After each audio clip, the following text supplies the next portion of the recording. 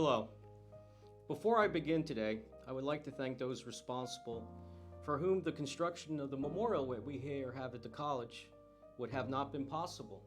This is my first time here, and let me say how impressed and grateful I am to be a resident of Mercer County and to have such a beautiful memorial honoring those who perished and those who have devoted their lives to protecting and saving others.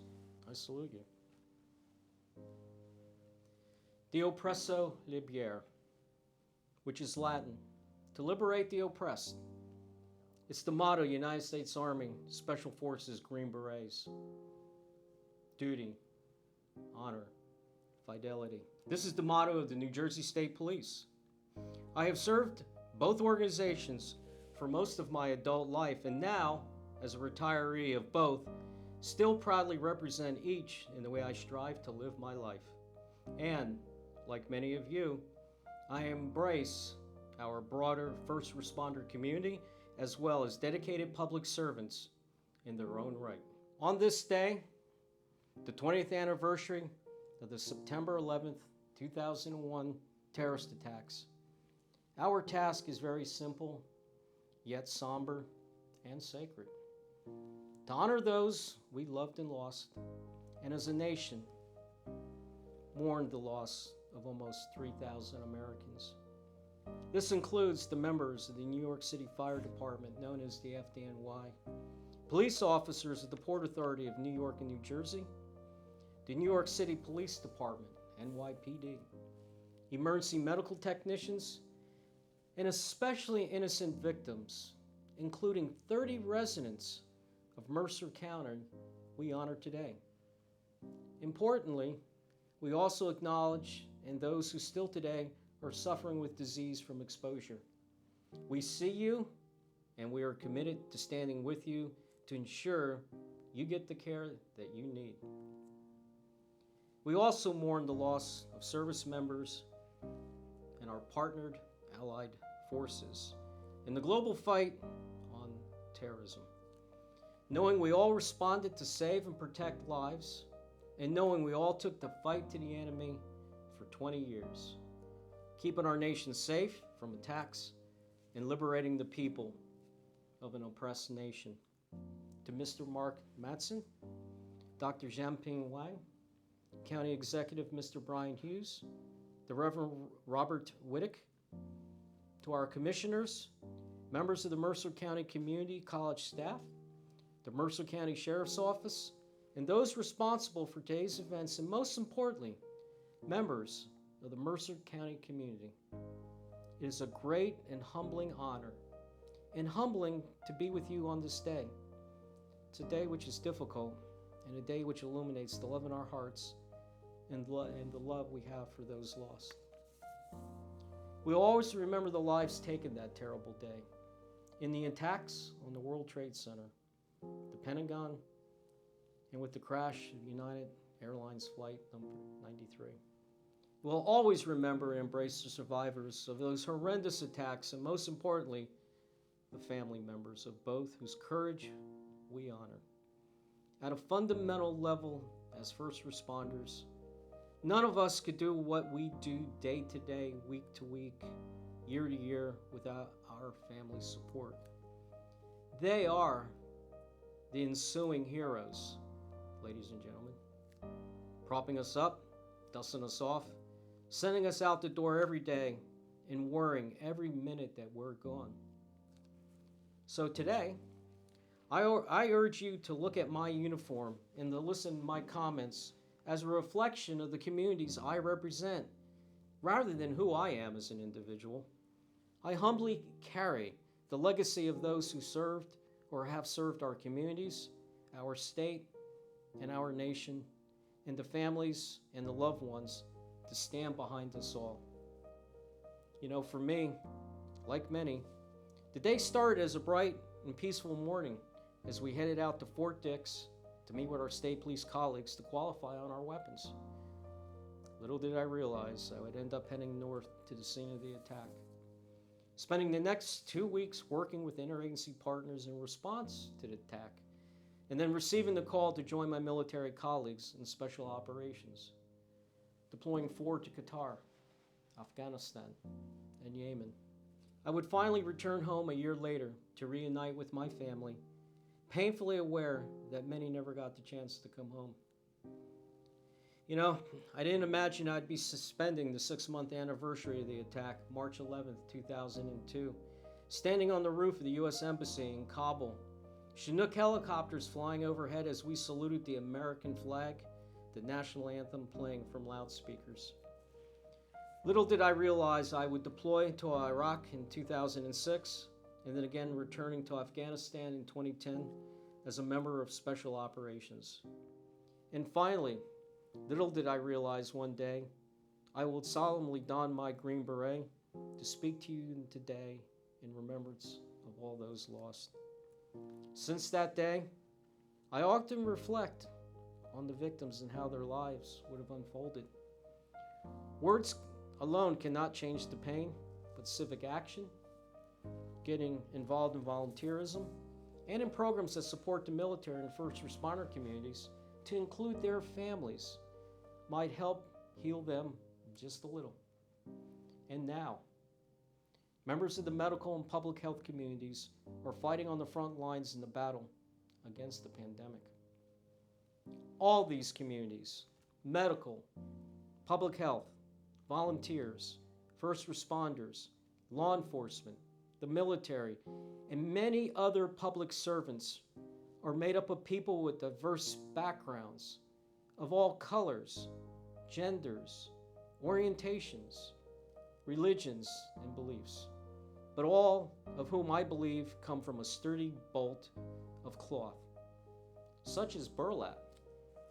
This burlap cloth may be camouflage, blue and gold, red, white, or denim, but the sturdy, durable cloth of people who all have one common trait, that of having a heart of service. To run into burning buildings or raging floodwaters, responding to awful scenes, protecting and saving lives, meeting dangerous challenges, or deploying forward to face evil. They also may be working long, exhausting hours at bedsides and clinics, in laboratories and countless other settings, or selfishly giving their time and energy, volunteering to serve their communities to help those in need. These are people who have a calling that many may not understand, but you know what? That's okay. They rarely seek to be understood, only to serve. You know, there is no better quote to exemplify that ethos, that characteristic spirit, to quote Isaiah 6:8. And I heard the Lord asking, "Whom shall I send? And who will go for us?" Then I said, "Here I am, send me." We serve freely, with a smile on our face, accepting the inherent risks, because this is what we do. There is one story I'd like to relate. It's an experience I had at Ground Zero. It was approximately 10 days after the attack. It was in the evening, and I was with my state police bomb squad partner, and we were standing on the edge of the pile moments after they made a subsurface excavation to allow rescue crews to visualize deeper spaces below to search for survivors. As we stood there, an FDNY fire official wearing a white helmet and a white turnout coat noticed us, and then began quickly moving in our direction. My first thought was that we're now in trouble, but as he came closer, it was clear he was an FDNY chaplain. When he reached us, he immediately placed his hands on our shoulders and began to pray, giving a blessing for our safety and remembrance also of those who had perished. Upon finishing the prayer, he mentioned he saw us and that he had 2 memorial cards, like business cards, he wanted to give us. These cards belonged to another FDNY chaplain, Friar Michael Judd, a little-known Franciscan friar ministering on the streets in New York City. And as an FDNY chaplain, Father Judd rushed to the scene of the attack, absolving people as they fell to their deaths. Subsequently, he too was killed at the base of the North Tower. Father Judd's image would be captured in an iconic photograph as he was placed in the chair being moved by several responders. The chaplain reflected that Father Judd would want us to have these cards. The inscription on the card read the following: Lord, take me where you want me to go. Let me meet who you want me to meet, and tell me what you want me to say, and keep me out of your way. The chaplain then placed his hands back on our shoulders again, giving a blessing. As he then looked us straight in the eye, he said the following. This is something that I'm just never going to forget. Go forth and be safe, and find those who did this to us.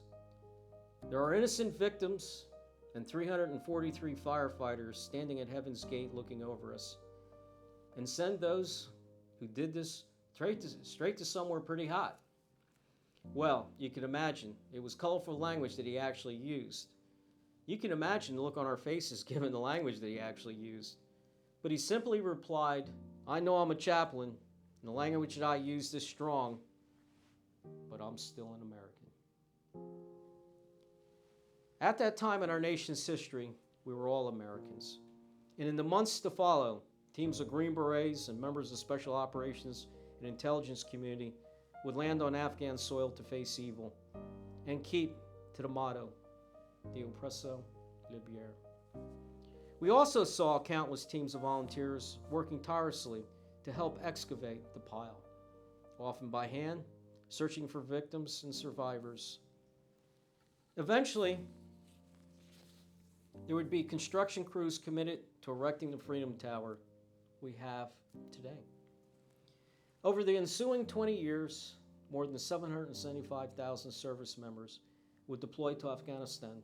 Over 20,000 service members would be wounded, and approximately 2,500 service members, our national treasures, every single one of them, would ultimately give their life in service of their country. But then on March 3rd, 2011, justice would be served when we eliminated the mastermind of the September 11th attack, Osama bin Laden. Over the past 2 decades, we have faced great divisions in the United States. Yet this day reminds us all what's great about America. When faced with tragedy, we will always emerge strengthened. I hope we can find that strength today. Our hearts go with the fallen, their loved ones, and those who continue to give more through their service than ever can be repaid.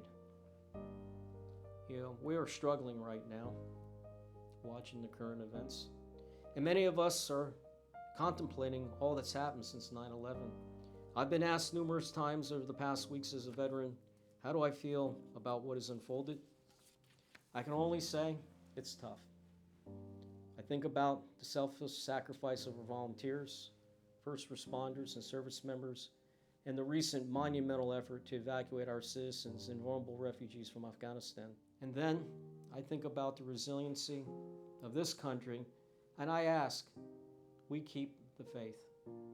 To consider all that we've achieved together, and to please honor those who have perished, especially those brave 13 service members who most recently gave their lives to protect and help others, and their families who are now in mourning. May God bless the memory of those lost and their loved ones. May God watch over these families and all those who have served and protect us. And may God bless the United States of America. Thank you.